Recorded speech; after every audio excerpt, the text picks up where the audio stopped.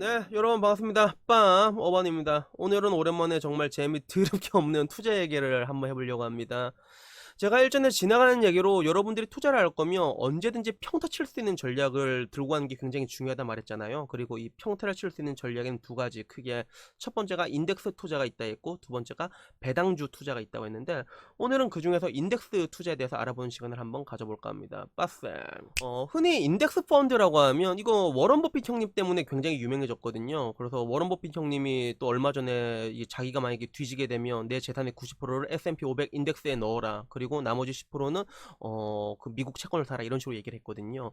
근데 이 인덱스 펀드의 뭐 시초 맨 처음으로 올라가면 이제 뱅가드 회사의 존 보글 어르신부터 시작되는데, 이렇게 이 옛날부터 시작하면 얘기가 너무 길어지니까 일단 이게 어떤 투자 스타일인지 설명부터 하자면, 인덱스 펀드는 흔히 시장을 산다고 표현을 하거든요. 그러니까 대한민국 전체 시가총액, 주식시장의 코스피 전체 시가총액이 지금 아마 한 1400조 정도 될 거예요. 물론 정확하지 않는데 아마 그 정도 될 거예요. 맨날 바뀌니까.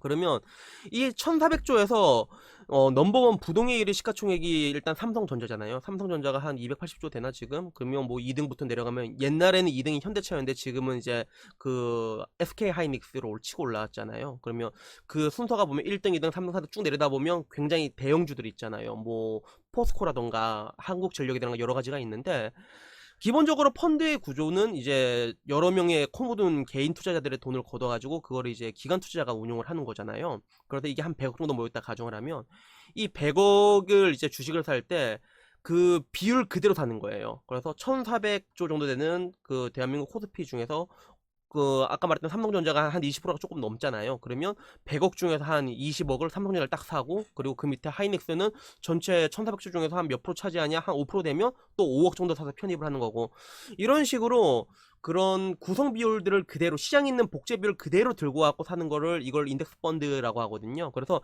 옛날에는 이런 추적 오차가 하나도 없이 트래킹 에러라고 하는데, 그대로 진짜 시장을 그대로 이렇게 베껴오는 완전 복제법을 사용했어요. 근데 지금은 이 완전 복제법을 사용하는 인덱스 펀드가 별로 없습니다. 그래서 지금은 인핸스드 인덱스 펀드라고 해서, 이거를 시장에 있는 것들을 완벽하게 카피하는 것보다는 초과 수익률을 노리는 그런 부분들이 있거든요. 그래서 예를 들어 이제 코스피가 2000에서 2200까지 올라가면 10%가 올라갔잖아. 근데 2200 올라갔을 때 10% 하나 조금 더 올라가는 걸 목표로 해요. 그래서 이 인핸스드에도 여러 가지가 있는데, 지금 현재 대한민국에서 가장 일반적으로 꼽히는 인핸스드 스타일이 뭐냐면 펀더멘털 인덱스라고 해서, 기본적으로 인덱스는 아까 말한 것처럼 시가총액 비율대로 그대로 사서 카피를 하는데, 일단은 모든 종목을 다 사는 건 아니거든요. 왜냐하면 대한민국에 상장된 주식이 얼마나 많아. 그 중에는 이제 밑도 끝도 없이 이제 허접한 잡주들도 있단 말이야. 근데 이 잡주까지 사면 밑도 끝도 없으니까, 보면 그런 일반적으로 이제 시가총액이 굉장히 큰 것들, 그래서 이 200개의 종목들을, 우량주를 코스피 200이라 하는데,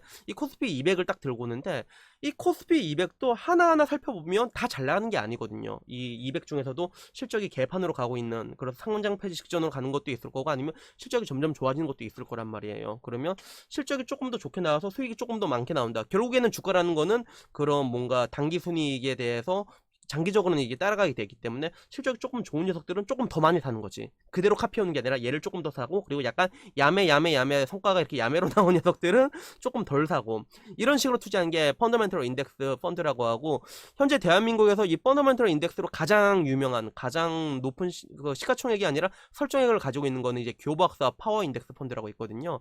그래서 이 교박사 파워 인덱스 펀드가 옛날에는 이명박 펀드로 되게 유명했어요. 그래서 이명박 대통령이 서브프라임 때 완전 박살났을 때, 한 코스피가 한 1000쯤 올라왔을 때, 그때 그거 가지고 이제 이거 사라 이렇게 얘기를 해가지고 유명해진 펀드였는데, 뭐 여튼 이게 가장 유명한 펀더멘털 인덱스 펀드입니다. 자, 그러면 이 인덱스 펀드가 왜 좋냐 말하면 굉장히 단순해요. 여러분 투자 왜 하세요? 돈 벌려고 하는 거잖아요. 나중에 늙어갖고 뭐 맛있는 거 많이 먹고 뭐 좋은 데도 가고 그러려고 투자를 하는데, 근데 결국에는 모든 금융상품이라는 게 숫자로 승부하게 돼 있거든요. 수익률로 승부하게 돼 있는데, 이 인덱스 펀드가 맨 처음에는 사람들이 많이 비웃었어요. 왜냐하면 아니 고작 벤치마크를 이제 추정하는 것만으로도 이게 어떻게 좋은 펀드라고 할 수 있냐라고 얘기를 했는데, 근데 문제는 이게 내가 지금 이게 표를 찾아보려고 했는데 지금 못 찾겠더라고. 단기적으로는 인덱스 펀드를 상회하는 액티브 펀드가 굉장히 많거든요. 근데 이게 1년 단위로 봤을 때는 보통 인덱스 펀드, 벤치마크를 뛰어넘는 펀드가 한 전체 100개 펀드에서 한 30개 정도 펀드가 뛰어넘어요, 벤치마크를. 근데 이게 2년 3년으로 해서 3년 연속으로 뛰어넘는 녀석을 보잖아요. 그러면 그게 거의 한 5% 미만으로 떨어지는 걸로 제가 기억을 하고 있거든요. 근데 이게 단순히 3년이 아니라 4년, 5년, 6년, 7년, 8년 이렇게 쭉 가잖아요. 그러면 결론적으로 인덱스 펀드를 이기는 액티브 펀드들이 거의 없다는 거예요. 그래서 저도 펀드를 엄청 많이 팔았거든요. 그 중에는 뭐 옛날에 이제 뭐 가치 투자에 뭐 이채원이라고 되게 유명하신 분이 계셨어요. 한국밸류에 그런 것도 팔아봤고, 그리고 그 사람 제자였던 최영필 씨가 운영하는 밸류폭스도 옛날에 엄청 유명했단 말이에요. 그래서 2조가 넘게 쫙 컸단 말이에요, 운용을 잘해서. 근데 이 지금 와서 밸류 포커스라던가 이런 한국밸류를 놓고 인덱스랑 비교를 하잖아. 그러면 완전 다 개찌발리거든요, 지금요.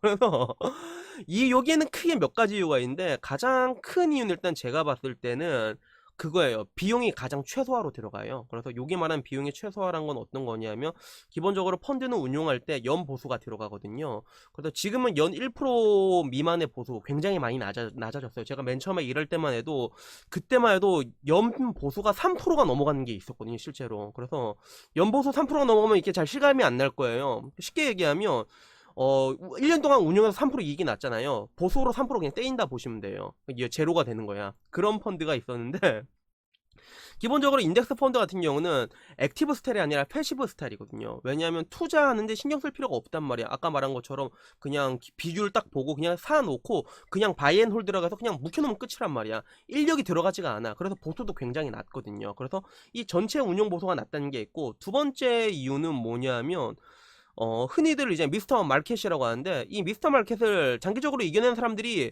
별로 없어요. 그래서 굉장히 유명한 실험이 있었잖아요. 월가 펀드 매니저들이랑 일반인들이랑, 그리고 원숭이 다트 던지는 거랑 이렇게 내기를 했었는데, 원숭이 다트 던진 게 이겼단 말이야. 원숭이가 다트 던져서 나오는 종목 산 사람이 수익률이 제일 높게 나온 적이 있거든요. 그래서 장기적으로 봤을 때 이런 뭔가 시장을 비팅하려고 하는 노력이 의미가 없다라는 그런 얘기들이 있는데, 실제로 이게 펀드를 사다 보면 펀드 안에서도 여러 가지 종목들을 이제 회전을 시키거든요. 사고 팔고를 하는데, 근데 이걸 사고 팔 때 들어가는 비용이 있어요. 기본적으로 뭐 증권거래세라던가 아니면 세금이라던가 이런 게 들어가게 되거든요. 그래서 이거를 전문 용어로 이제 총 비용 비율이라고 해서 TER, 터라고 하는데, 뭐 이것까지는 알 필요 없고, 이런 식으로 회전을 하면서 이렇게 녹아드는 비용이 굉장히 많거든요. 근데 아까 말한 인덱스 펀드는 이 녹아드는 비용이 없다는 거예요. 비용도 낮지만 사고 파는 게 거의 없단 말이에요, 얘네들 같은 경우는. 그러다 보니까 총 비용 별도 안 들어가고, 그리고 아까 말한 것처럼 미스터 마켓에 이기려고 노력은 하지 않지만 그냥 미스터 마켓만큼만 올라가는 이런 부분들 때문에, 실제로 진짜 대한민국에 있는 유명한 펀드들 있잖아요. 메가 펀드들 중에서 제가 알기로는 진짜 오랜 기간 봤을 때 인덱스 펀드 이상의 수익률을 낸 거는 신용 밸류 고배당밖에 없어요. 그거밖에 없거든요. 생각해보니까 그 메가펀드급 되는 녀석들 중에서 한국투자인 내비게이터라는 펀드가 있거든요. 박현준 매니저가 운영하는 건데, 이 펀드도 메가펀드 중에서는 꾸준하게 그 인덱스를 넘어온 펀드 중에 하나인데, 뭐 제가 말하고 싶은 요지는, 물론 메가펀드 말고도 좀 설정이 작은 걸로 가면 인덱스 꾸준하게 넘어온 녀석들 찾아보면 많아요. 근데 전체 펀드 비율 중에서는 인덱스를 꾸준하게 이기는 녀석을 찾기가 굉장히 쉽지가 않다는 것들이죠. 그래서 결국엔 투자라는 것들도 하나의 확률 싸움이잖아요. 그러면 높은 데 확률을 베팅해야 될 거 아니에요. 그런 관점에서 인덱스가 좋다는 것들이에요. 제가 인덱스 펀드가 좋다고 말하면 제일 많이 듣는 질문이 뭐냐면, 그러면 인덱스 펀드는 안 떨어져요, 이걸 물어보거든요. 일반 사람들한테 좋은 거란 건 주가가 떨어질 때 안 떨어지고 올라갈 때 더 올라가는 게 좋은 건데, 일단은 그런 펀드는 세상에 없습니다. 그래서 인덱스 펀드는 예를 들어 코스피가 2천에서 1000까지 떨어지잖아. 그러면 그냥 똑같이 50% 날아가는 거예요. 근데 이 50%가 날아가도 이게 방어를 잘한다고 느낄 수가 있는 게, 실제로 많은 액티브 펀드들은 보면 소위 말하는 베타가 높은 주식을 많이 편입을 하거든요. 왜? 시장 대비 초과 수익률을 노리려고. 근데 베타가 높은 주식은 올라갈 때도 좀 많이 올라가지만 떨어질 때도 많이 떨어진단 말이에요. 그래서 똑같이 박살나면 인덱스가 제일 덜 깨지는 그런 경향이 있거든요. 인덱스하고 배당주 펀드들이. 그래서 인덱스 펀드 같은 경우는 아까 말한 것처럼 시장을 그대로 따라가게 되는데, 그러면 사람들이 또 이게 저한테 말하는 것 중에 하나가, 아니 그럼 지금 막말로 2008년 때 서브프라임 때 코스피가 2200이었는데 지금 대한민국 증시 꼬라지를 봐라, 2019년인데도 아직도 2200을 못 넘고 있지 않느냐라고 얘기하는데, 여기에 대해서는 제가 말할 수 있는 게, 실제로 서브프라임 때 여러분들이 인덱스 펀드를 가입을 했잖아요. 가입을 하면 지금 못해도 한 60% 70% 수익률이 나와요. 여기서 사람들이 깜짝깜짝 놀라는 거예요. 왜?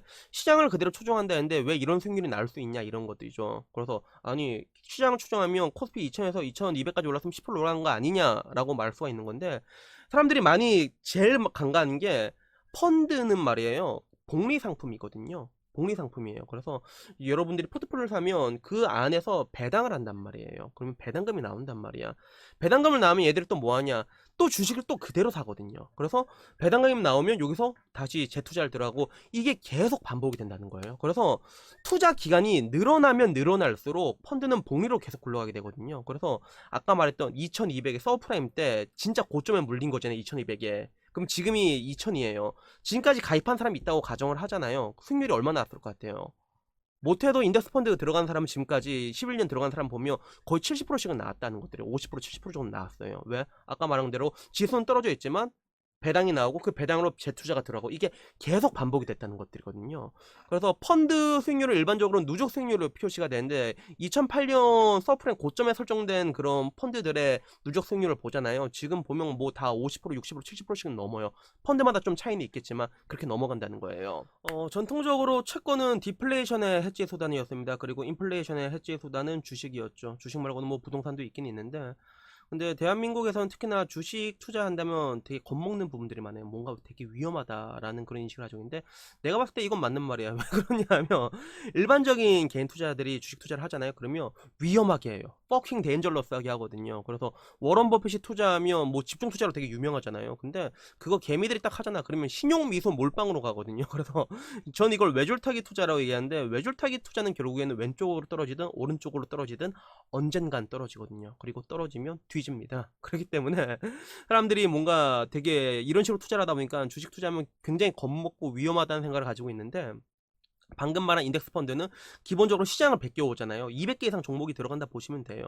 그래서 이런 종목별로 분산이 돼 있고 거기서 계속 이걸 이제 코스트 에버리징을 활용해서 꾸준히 조금씩 사잖아요.